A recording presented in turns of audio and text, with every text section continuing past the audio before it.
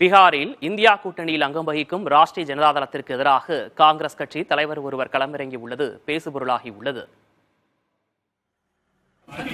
பீகார் மாநிலத்தில் காங்கிரஸ், ராஷ்டிரிய ஜனதா தளம், இடதுசாரிகள் ஆகியவை கூட்டணி அமைத்து நாடாளுமன்ற தேர்தலை சந்திக்க முடிவு எடுத்துள்ளன. இந்தியா கூட்டணியில் களமிறங்கியுள்ள இக்கட்சிகளின் வேட்பாளர்கள் பட்டியல் இறுதியாவதில் நீண்ட இழுபறி இருந்து வந்தது. முதற்கட்ட வாக்குப்பதிவிற்கான வேட்புமனு தாக்கல் நிறைவடைந்த பிறகுதான் கடந்த மார்ச் 29ஆம் தேதி தொகுதி பங்கீடு முடிவுக்கு வந்தது. இந்நிலையில் காங்கிரஸ் கட்சியைச் சேர்ந்த ஒருவரால் கூட்டணியில் புதிய பிரச்சினை எழுந்துள்ளது. இந்த பிரச்சனைகளுக்கு முக்கிய காரணமாக இருப்பவர் ராஜேஷ் ரஞ்சன் என்ற இயற்பெயர் கொண்ட பப்பு யாதவ் தான். 1991, 1996, 1999, 2004, 2014 என 5 முறை பீகாரின் வெவ்வேறு நாடாளுமன்ற தொகுதிகளில் சமாஜ்வாதி கட்சி, ராஷ்டிரிய ஜனதா தளம் ஆகிய கட்சிகள் சார்பில் மட்டுமல்லாமல் சில முறை சுயேட்சையாகவும் நின்று வெற்றி பெற்றுள்ளார்.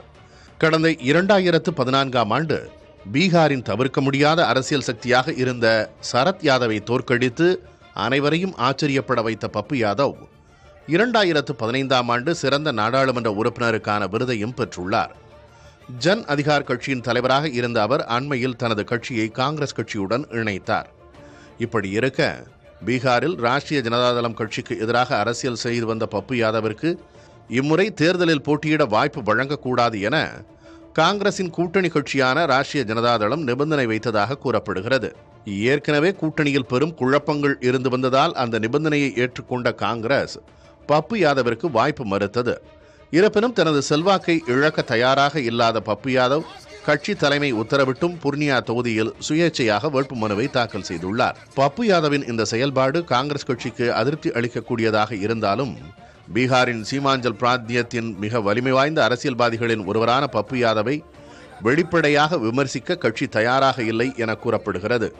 கூட்டணி கட்சிகளாக இருந்தும் ஒரே தொகுதியில் காங்கிரஸ் மற்றும் ராஷ்டிரிய ஜனதா தளம் கட்சிகள் இடையே நிலவும் இந்த மோதலும் மற்றொரு பக்கம் காங்கிரஸ் கட்சியின் தலைமைக்கு எதிராகவே பப்பு யாதவ் களம் காண்பதும் சீமாஞ்சல் பகுதியில் அரசியல் குழப்பத்தை ஏற்படுத்தியுள்ளது.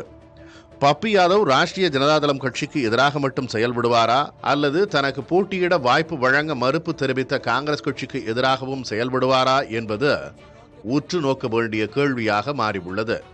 புதிய தலைமுறைக்காக டெல்லியிலிருந்து செய்தியாளர் நிரஞ்சன் குமார்.